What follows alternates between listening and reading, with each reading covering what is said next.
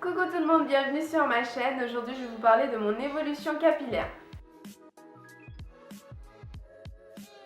Pour bien l'expliquer, je pense que je vais faire étape par étape. Donc je vais commencer par mon enfance. Donc quand j'étais petite, c'était ma mère qui s'occupait de mes cheveux. C'est-à-dire qu'elle me coiffait pour la semaine en me faisant des petites nattes ou des vanilles. Donc c'est à partir de l'adolescence que j'ai commencé à manipuler mes cheveux et à me coiffer toute seule tout en suivant les conseils de ma mère. C'est-à-dire que la journée, j'essayais quand même de me faire des nattes et le soir par contre, je devais démêler mes cheveux tous les soirs et séparer ma tête en 4 sections. Donc imaginez un petit peu ce que c'est de démêler les cheveux à sec, mes cheveux à sec. Donc je perdais beaucoup de cheveux, c'était comme une corvée en fait. C'est à partir de là que j'ai commencé à créer un complexe. En fait je ne sais pas pourquoi, je pense que c'est aussi l'influence de la société ou voilà. Je voulais des cheveux lisses. Franchement je voulais des cheveux lisses, brillants, soyeux et je complexais par mes cheveux. Je me disais ah mais pourquoi ils sont pas comme ça?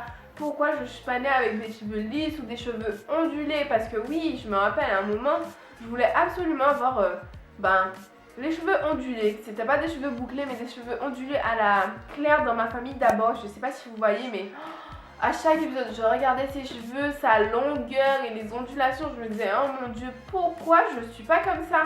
Donc dans ma tête, j'ai commencé à créer un complexe. À un tel point que des fois, je sortais des aberrations à ma mère et je pense qu'elle en avait marre de moi. Du style, oui, mais pourquoi toi t'as pas les cheveux comme ça? Pourquoi tu t'es pas mariée avec un type comme ça? Comme ça, moi j'aurais eu des cheveux comme ça. Mais elle en avait tellement marre, elle s'occupait plus de moi. Et malheureusement, j'avais pas de lisseur à la maison. Je me lissais les cheveux juste pour de grandes occasions. Ou vraiment une fois comme ça, puisque voilà. Mais j'étais super heureuse. Donc quand il lissait mes cheveux, ils étaient brillants, ils devenaient un peu plus longs, ils étaient soyeux et voilà, ils suivaient le vent quand je faisais ça tout simplement. Et j'étais super heureuse. Le problème c'est que je vivais en Guadeloupe et en Guadeloupe il y a beaucoup d'humidité. Donc le temps de sortir de chez le coiffeur et d'arriver chez moi, c'était lisse. Mais c'était plus comme chez le coiffeur, on va dire, c'était un peu bombé, ça commençait déjà à friser un peu. Et franchement, c'est là que je me disais, mes cheveux, j'en peux plus, j'en ai marre, ça me saoule. Je sais pas quoi faire de mes cheveux, autant les attacher. Donc j'ai pris la mauvaise habitude en fait de toujours les attacher jusqu'au lycée. Donc j'utilisais la brosse et à chaque fois je tirais mes cheveux. Le problème c'est que j'avais toujours les cheveux cassés, ici, ici, voilà. Et du coup, à chaque fois que je plaquais, j'avais toujours des petites antennes, on va dire. Bien, le fait de toucher à mes cheveux tout le temps, ça m'a complexée. De voir que je ne peux rien faire pour me mettre en avant, ça m'a aussi complexée.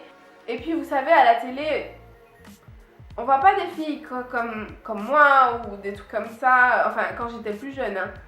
C'était vraiment... Voilà, les cheveux lisses c'était la mode et voilà. Les seules fois où j'ai essayé de lâcher en fait, mais j'avais droit de ces réflexions de mon entourage. J'avais des réflexions du style ah mais tu ressembles à un nid de poule-bois. Alors je sais pas si vous êtes entière, vous savez ce que c'est un nid de poule-bois. Voilà, donc je me suis dit ah j'ai un nid de poule-bois sur la tête mais oh mon dieu. Donc pour ceux qui ne savent pas, un nid de poule-bois c'est juste un nid de termites. Et putain c'est moche. J'avais un nid de termites sur la tête et je me disais, oh mon dieu, voilà, si j'avais les cheveux lisses, on m'aurait jamais dit ça. Mais c'est assez difficile déjà de s'accepter comme on est et de recevoir une critique des personnes qui vous sont proches. Ah ouais, je crois que c'était vraiment difficile à encaisser ce jour-là et je me rappelle, après, j'ai plus voulu relâcher mes cheveux.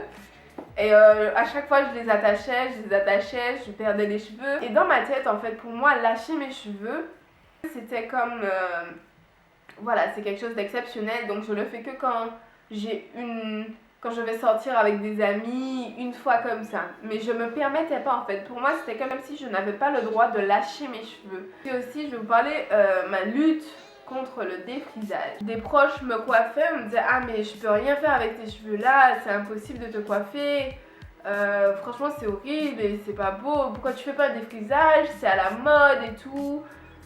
Et franchement, dans mon entourage, tout le monde avait fait un défrisage en fait. Il y avait que moi. Et du coup, j'avais des réflexions, oui, mais toi, quand est-ce que tu franchis le cap? Quand est-ce que ta mère t'autorise? Sauf que ma mère, elle s'est toujours battue, elle a jamais voulu que je le fasse parce qu'elle-même, elle l'a fait. Et franchement, elle galérait, vous savez, quand vous entretenez pas ou quand vous n'avez pas le temps ou pas les moyens financiers, ben vos cheveux, ils deviennent tout secs, ils se cassent, ça ressemble vraiment à du foin, franchement, c'est pas joli. Et voilà, de moi-même, je voulais pas spécialement franchir le cap pour faire un défrisage, mais franchement, tout le monde m'oppressait, oui, mais si tu veux les cheveux, ben, fais-toi un défrisage, non mais c'est à la mode et tout, tes cheveux là, ça ne va plus, des choses comme ça, mais tu te sens mal quand on te sort ce genre de choses. Donc, tu sais pas quoi faire, tu te dis, ben voilà, ben, je vais garder mes cheveux attachés toute ma vie. C'est le lycée en fait que bon, j'ai quand même voulu essayer de m'accepter un peu, mais je voulais toujours lisser mes cheveux. Donc, je me suis dit, bon, ben vas-y, achète-toi un lisseur. Et quand je me les lissais, mais j'étais super contente parce que je pouvais passer le lisse comme c'était le mien. Je pouvais passer et repasser. Le problème, c'est que moi, je gardais un lissage une semaine. Mais comme je vous ai dit, quand je sors, même si c'est en France ou en Guadeloupe, quand je sors, ça gonfle un peu. Du coup, je me retrouvais à lisser mes cheveux tous les matins. Tous les matins pendant une semaine. Il y a des moments où je gardais mon lissage pendant 2 semaines. Et durant toutes les 2 semaines, je les lissais chaque jour. Le problème, c'est que quand je suis revenue au bouclé, mais j'ai vu la catastrophe. Et là, j'étais super mal. En fait, ça me faisait boucler, lisse. Mais devant mes cheveux, ils bouclaient même pas. Ils étaient juste lisses. Et là, je me suis dit, oh mon dieu, ben c'est bon, ben j'ai perdu mes cheveux. Je sais pas quoi faire. Je les ai mouillés, ils restent lisses, bouclés. C'est quoi ce truc? Et franchement, j'étais mal. On va dire que c'est là que j'ai eu une révélation, c'est-à-dire, je me suis posée, je me suis dit, ok, t'as pas des cheveux lisses, t'as pas des cheveux ondulés, ok, mais tu as quelque chose et tu peux faire quelque chose. Donc mets-toi en valeur avec ce que tu as, c'est ce que tu es, donc mets-toi en valeur, accepte-toi. Et c'est à partir de ce moment-là que j'ai vraiment appris à laisser mes cheveux tranquilles. Et les filles, le secret de ma pousse, c'est que j'ai laissé mes cheveux tranquilles en fait. Quand j'avais mon afro, ben il m'arrivait peut-être à là, mais c'était vraiment court. Voilà. Le dimanche, je faisais ma routine capillaire. Mais la semaine, j'y touchais pas, ou je mettais juste de l'huile de coco ou un spray d'eau. Mais pour moi, c'était une révélation et c'est là que mes cheveux, ils ont vraiment poussé, puisque du coup, je jouais plus dans mes cheveux tous les jours, ni le matin, ni le soir. Je me coiffais pas en fait. Puisque quand j'allais dormir, je me faisais juste l'ananas. Je portais mon bonnet le matin, j'enlève le bonnet, l'élastique. Et je reformais juste l'afro comme ça. Et j'ai vu une différence. Au début, ce sont les gens qui m'ont dit, ah ouais, mais tes cheveux, ils ont poussé et tout. Mais qu'est-ce qui se passe? Comment t'as fait? Ah bon? Ah bon, bon. Et puis je regardais les photos d'avant et tout, et je me rends compte que oui, ils ont vraiment poussé, parce que je me rappelle, il m'arrivait quoi? À l'omoplate? Ouais, il m'arrivait à l'omoplate. Et maintenant, mes cheveux, attendez, je vais vous montrer. Maintenant, mes cheveux, ils m'arrivent à là, quoi.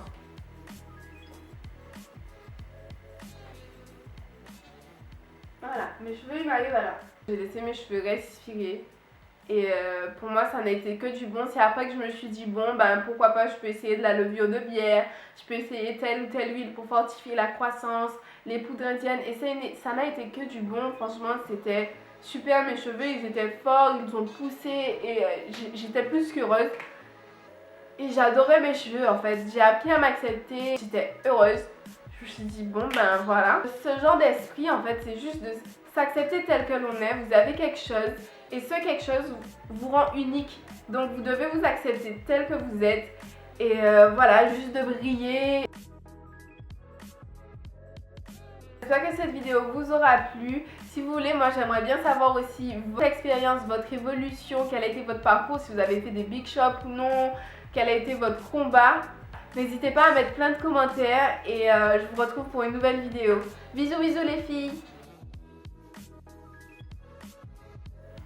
Hey baby.